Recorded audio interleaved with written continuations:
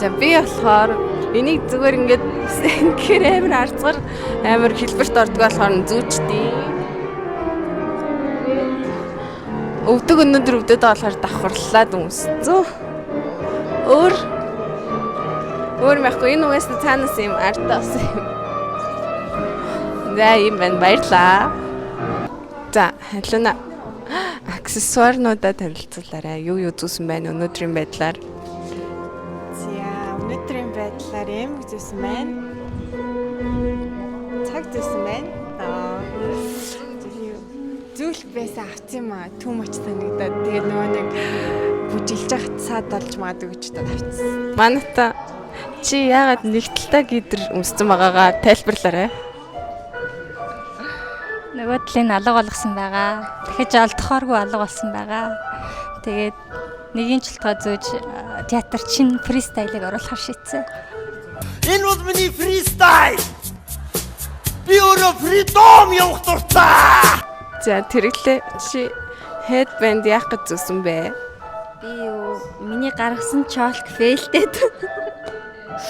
Тэрийгээ дарах гэж зүүсээ. Манай headband тайлцсан шүү дээ. Тэр болно босчихсон. Чи яаж юм? Харин ч санаартай.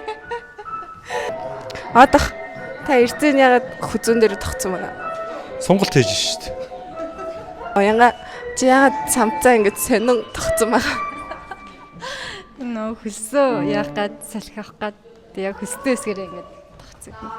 Мороноосоо салхихгүй юмстай биш тий. Харуулагчтай шайллаа ягаад шайл өмдөн дээгүр давхарлж өмссөн бэ? Амар сониар гэж байна гэдэг. Энд чинь ингэж нуруунаас амар гоё дулаахан. Тэгээд би халаахад айгу хэрэгтэй байдаг.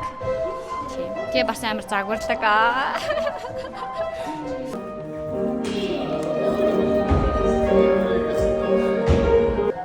Чи өмссөн хувцас тайлбарлаа та.